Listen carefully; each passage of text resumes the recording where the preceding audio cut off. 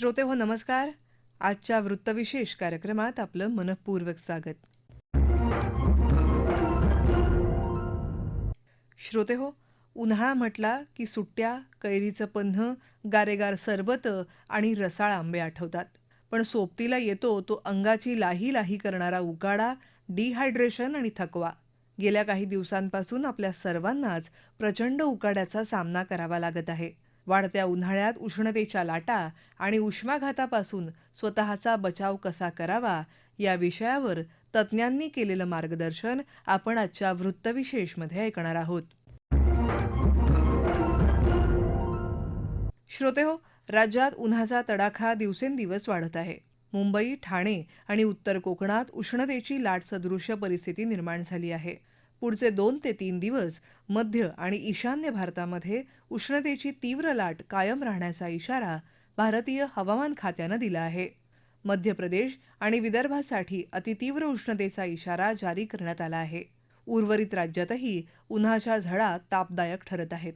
उष्णतेची तीव्र लाट येण्याची कारणं नेमकी काय आहेत आणि देशात ही परिस्थिती कधीपर्यंत राहील याविषयी मार्गदर्शन करत आहेत मुंबई हवामान विभागाच्या वैज्ञानिक डॉक्टर सुषमा नायर आणि भारतीय हवामान खात्याच्या पश्चिम विभागाचे माजी उपमहासंचालक सुनील कांबळे. विदर्भात गेल्या 17 दिवसापासून अतितीव्र उष्णतेची लाट कायम असून विदर्भातील बहुतांश जिल्ह्यांमध्ये अनेक ठिकाणी कमाल तापमान 45 अंश सेल्सिअस पेक्षा जास्त नोंदवले जात आहे. नागपूरमध्ये सलग 10 दिवस कमाल तापमान 45 अंश सेल्सिअस पेक्षा जास्त नोंदवले गेले आहे. आजही चंद्रपूर आणि वर्धा जिल्ह्यांसाठी उष्णतेच्या लाटाचे रेड अलर्ट जारी करण्यात आला असून आणखी 5 जिल्ह्यांसाठी ऑरेंज अलर्ट देण्यात आला आहे. उद्यापासून या परिस्थितीत काहीशी सुधारण होण्याची शक्यता असून विदर्भातील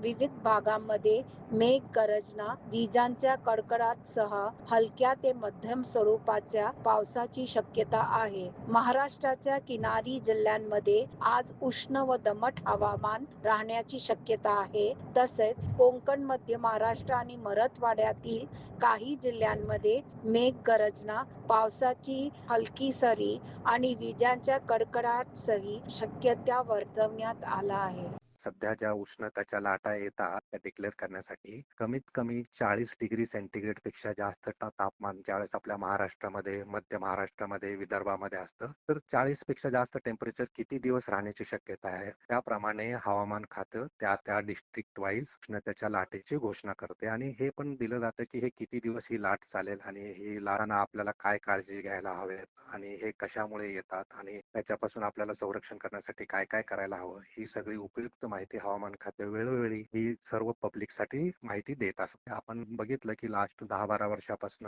आपण ऐकत असू की ग्लोबल वॉर्मिंग म्हणजे जे पृथ्वीचं जे सामान्य तापमान आहे ते 1.5 to 2 डिग्रीनी अधिक वाढ झालेला आहे. तर त्याच्यामुळे उन्हाळ्याच्या दिवसामध्ये जे टेम्परेचर वाढीचे जे प्रकार दिसतात तर ह्या ज्या हीट वेव्हच्या ज्या लाटा आहेत पहिल्या 1 किंवा 2 यायच्या तर आता त्याची फ्रिक्वेन्सी वाढलेली आहे. आता 3-4 लाटा प्रत्येक सीझन मध्ये एप्रिल आणि मे मध्ये ह्या हीट वेव्हच्या लाटा येतात. म्हणजे टेम्परेचर साधारण 40 डिग्री पेक्षा जास्त वाढलं जातं आणि मग तिथे हीट वेव्ह डिक्लेअर केलं जातं. त्याचप्रमाणे आपण जर मुंबईला जर बघितलं तर मुंबई एक कोस्टल प्लेस असल्यामुळे ज्यावेळेस इथे 37 डिग्री पेक्षा जास्त जर तापमान असेल तर इथे मुंबईमध्ये किंवा कोस्टल रिजनला हीट वेव्ह डिक्लेअर करतात आणि मध्य महाराष्ट्रामध्ये 40 डिग्री पेक्षा जास्त तापमान असेल तर तिथे हीट वेव्ह डिक्लेअर केलं जातं आणि ह्या हीट वेव्हच्या लाटा येण्याचं मुख्य कारण म्हणजे ग्लोबल वॉर्मिंग. आपली अर्थचं टेम्परेचर मागच्या 150 वर्षामध्ये 1.5 डिग्री सेंटीग्रेडनी वाढलेला आहे. त्याच्यामुळे आपल्याला उष्णतेच्या लाटाचा प्रभाव जास्त आढळून येत आहे. तर राज्यात हीट वेव्ह करण्यासाठी आपल्याला बघावं लागतं की कुठला प्रदेश हा प्लेन प्रदेश आहे म्हणजे महाराष्ट्र, मध्य महाराष्ट्र आहे आणि विदर्भ आहे. तिथं जर 40 डिग्री पेक्षा तापमान जास्त राहणार असेल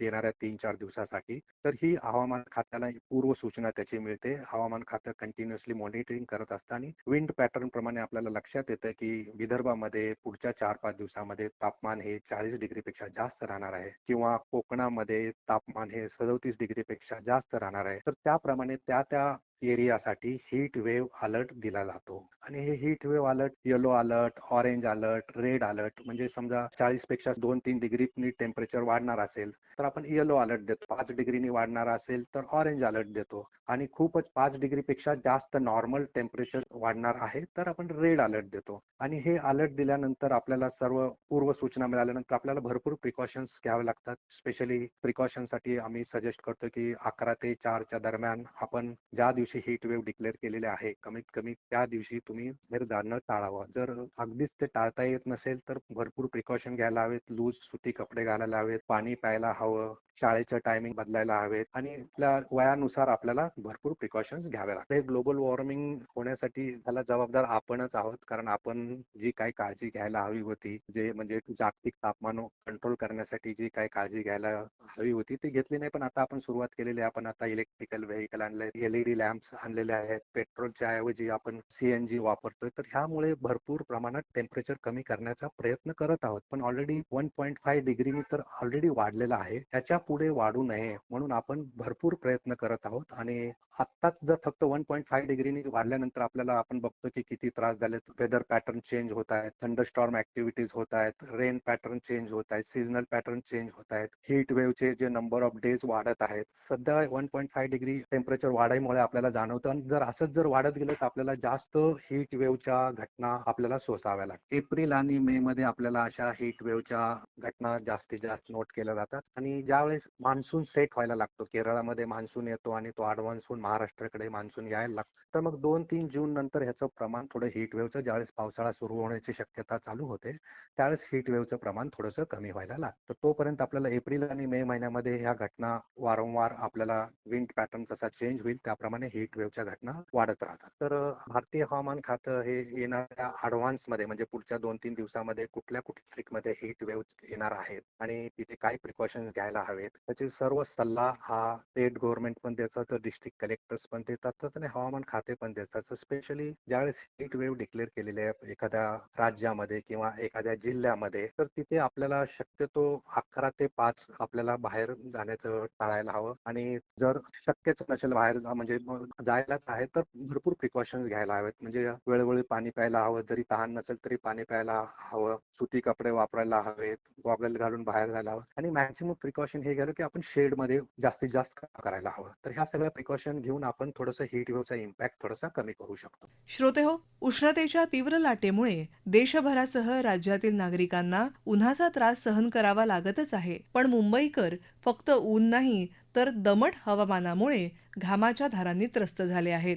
अशा परिस्थितीत नागरिकांनी विशेष काळजी घेण्याचं आवाहन करण्यात आलं आहे. प्रधानमंत्री नरेंद्र मोदी यांनी देखील भारताच्या विविध भागांमध्ये अनुभवल्या जात असलेल्या वाढत्या तापमानाच्या पार्श्वभूमीवर देशभरातील नागरिकांना सर्वतोपरी खबरदारी बाळगण्याचं आवाहन केलं आहे. प्रधानमंत्र्यांनी अतिउष्णतेमुळे होणाऱ्या आरोग्याच्या तक्रारींबाबत सतर्क राहण्याचा सल्लाही दिला आहे. एखाद्या व्यक्तीला अस्वस्थ वाटत असेल किंवा अशक्तपणा जाणवत असेल अथवा डोकेदुखीने त्रस्त असेल तर तिला तात्काळ थंड आणि सावलीच्या ठिकाणी हलवून पाणी आणि ORS उपलब्ध करून देण्याचं आवाहन प्रधानमंत्र्यांनी केलं आहे.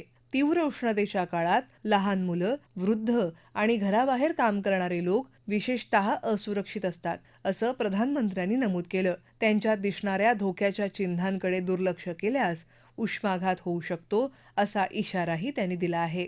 श्रोतेहो, आला उन्हाळा तब्येत सांभाळा ही म्हण नाही तर आरोग्याची काळजी घेण्यासाठी दिला जाणारा एक महत्वाचा कानमंत्र आहे. तापमान वाढीचा आपल्या शरीरावर आणि आरोग्यावर मुख्यत्वे कसा परिणाम होतो आणि तो होऊ नये यासाठी खबरदारी म्हणून काय काळजी घ्यावी याविषयी अधिक माहिती देत आहेत डॉक्टर दिलीप भोसले. उन्हाळ्यात वातावरणातील तापमान मोठ्या प्रमाणात वाढते आणि आपल्या शरीराचे तापमान साधारणपणे 37 अंश सेल्सिअसच्या आसपास नियंत्रित ठेवले जाते. परंतु बाहेरचे तापमान खूप वाढले की शरीराला स्वतःला थंड ठेवण्याची अधिक मेहनत करावी लागते. यासाठी शरीरातून घामाच्या स्वरूपात पाणी बाहेर पडते. घाम येणे ही शरीराची नैसर्गिक संरक्षण प्रक्रिया आहे. पण सतत घाम आल्यामुळे शरीरातील पाणी आणि आवश्यक क्षार जसे सोडियम, पोटॅशियम कमी होऊ लागतात. जर आपण वेळेवर पाणी, ताक, लिंबू पाणी नारळ पाणी किंवा इतर द्रव पदार्थ घेतले नाहीत तर शरीरात पाण्याची कमतरता निर्माण होते. यालाच डिहायड्रेशन असं म्हणतात. याशिवाय अनेक लोक कामानिमित्ताने दीर्घकाळ उन्हात राहतात.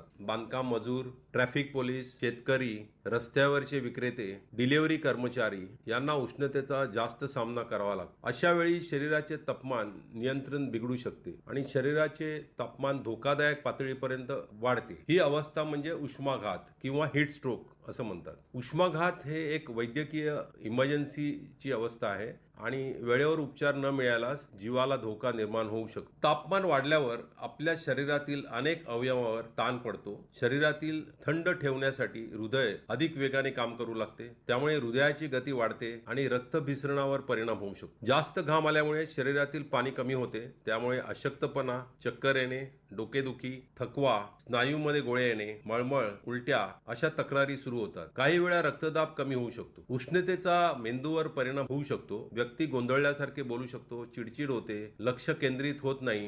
गंभीर परिस्थितीत व्यक्ती बेशुद्धही पडू शकतो. तसेच सततच्या डिहायड्रेशनमुळे किडनीवर ताण येतो, लघवीचं प्रमाण कमी होते, गडद रंगाची लघवी होणे ही त्याची लक्षणं दिसू शकतात. मधुमेह, डायबिटीस, हृदयविकार, रक्तदाब, ब्लड प्रेशर, किडनीचे आजार असलेल्या रुग्णांमध्ये ही परिस्थिती अधिक गंभीर होऊ शकते. त्यामुळे उन्हाळ्यात आरोग्याची विशेष काळजी घेणं अत्यंत आवश्यक आहे. उष्माघाताची सुरुवातीची लक्षणं ही अशी असतात: शरीराचं तापमान खूप वाढणे, खूप गरम वाटणे, तीव्र डोकेदुखी, चक्कर येणे, खूप अशक्तपणा आणि थकवा, मळमळ किंवा उलट्या, जास्त तहान लागणे, त्वचा गरम आणि कोरडी होणे, घाम येणे कमी होणे, श्वासोच्छ्वास वेगाने होणे, हृदयाचे ठोके वाढणे, गोंधळल्यासारखे बोलणे, चालताना तोल जाणे, काही गंभीर परिस्थितीत बेशुद्ध पण पडायला होतं. अशी लक्षणं दिसल्यास दुर्लक्ष करू नये. त्वरित सावलीत नेऊन प्राथमिक उपचार सुरू करणे आणि डॉक्टरांचा सल्ला घेणे आवश्यक आहे. लहान मुले आणि वृद्ध व्यक्ती हे उष्णतेच्या सर्वात संवेदनशील गट मानले जातात. लहान मुलांमध्ये शरीराचे तापमान नियंत्रित करण्याची क्षमता पूर्ण विकसित झालेली नसते. ते खेळण्यात मग्न राहतात आणि तहान लागली तरी वेळेवर पाणी पित नाही. त्यामुळे त्यांना पटकन डिहायड्रेशन होऊ शकते. म्हाताऱ्या लोकांमध्ये पण शरीराची प्रतिकारक शक्ती कमी झालेली असते. याशिवाय लहान मुले आणि वृद्ध व्यक्ती यांना बाहेरील तापमानातील बदल सहन करण्याची क्षमता तुलनेने कमी असते. त्यामुळे उष्माघाताचा धोका त्यांच्यात अधिक होऊ शकतो. समजा उष्माघात किंवा हीट स्ट्रोक झाल्यास बिलकुल घाबरून जाऊन नाही चालत. तात्काळ त्याचं प्रथमोपचार करणं खूप महत्त्वाचे असते. सर्वप्रथम त्या व्यक्तीला उन्हातून सावलीत किंवा थंड जागी आणावे. घट्ट कपडे सैल करावेत. व्यक्तीला आरामदायक स्थितीत झोपवावे. शरीरावर थंड पाण्याच्या पट्ट्या ठेवाव्यात. शक्य असल्यास पंखा किंवा थंड हवा द्यावी. शुद्धीत असल्यास ORS, पाणी, लिंबू किंवा नारळाचे पाणी द्यावे. शरीराचे तापमान कमी करण्याचा प्रयत्न करावा. जर व्यक्ती गोंधळलेली असेल किंवा बेशुद्ध पडली असेल त्वरित जवळच्या रुग्णालयात हलवावे किंवा वैद्यकीय मदत बोलवावी. उष्माघाताकडे कधीही दुर्लक्ष करू नये, कारण वेळेवर उपचार न मिळाल्यास मेंदू, हृदय आणि किडनीवर गंभीर परिणाम होऊ शकतो. उन्हाळा हा आनंदाचा ऋतू असला तरी आरोग्याची विशेष काळजी घेणे आवश्यक आहे. दिवसातून भरपूर पाणी प्या. ताण लागण्याची वाट पाहू नका. शक्यतो दुपारी 12 ते 4 या वेळात कडक उन्हात बाहेर जाणे टाळा. हलके सैल आणि सुती कपडे वापरा. बाहेर जाताना टोपी, छत्री, गॉगलचा वापर करा. ताक, लिंबू पाणी, नारळ पाणी, फळाचे रस यांचा आहारात समावेश करा. लहान मुले आणि वृद्ध व्यक्तींची विशेष काळजी घ्या. घराबाहेर काम करणाऱ्यांनी नियमित पाणी पिण्याची सवय लावावी. शरीरात अशक्तपणा, चक्कर किंवा जास्त थकवा जाणवल्यास त्वरित विश्रांती घेणं जरुरी आहे. उष्णतेची लक्षणं दुर्लक्षित करू नका. योग्य काळजी, जागरूकता आणि वेळेवर उपचार यामुळे आपण डिहायड्रेशन आणि उष्माघातासारख्या गंभीर समस्यापासून स्वतःचे आणि आपल्या कुटुंबाचे रक्षण करू शकतो. श्रोतेहो, उन्हाचा पारा वाढतोय, पण आपल्या चेहऱ्यावरचा आनंद आणि शरीरातला उत्साह अजिबात कमी होऊ द्यायचा नसेल तर या काळात आपल्या आरोग्याची काळजी घेणं तितकंच महत्त्वाचं आहे. भरपूर पाणी प्या, सुती कपडे वापरा आणि दुपारच्या कडक उन्हात विनाकारण बाहेर पडणं टाळा. स्वतःची काळजी घ्या. सुरक्षित राहा. श्रोतेहो, आपला वृत्तविशेष हा कार्यक्रम आपण न्यूज ऑन AIR या ॲपवरही लाईव्ह ऐकू शकता. यासोबतच आमच्या मुंबई एअर न्यूज या YouTube वाहिनीवर कार्यक्रमाचं ध्वनिमुद्रण आपल्याला कधीही ऐकता येईल. याबरोबरच आपला आजचा वृत्तविशेष हा कार्यक्रम संपला. हा कार्यक्रम आकाशवाणी मुंबईच्या प्रादेशिक वृत्त विभागानं सादर केला. संपादक आणि सादरकर्त्या संगीता गोडबोले, निर्मिती सहाय्य स्मिता दळवी, लेखन आणि समन्वय प्रिया नारायण जाधव आणि निवेदन रश्मी पाटकर.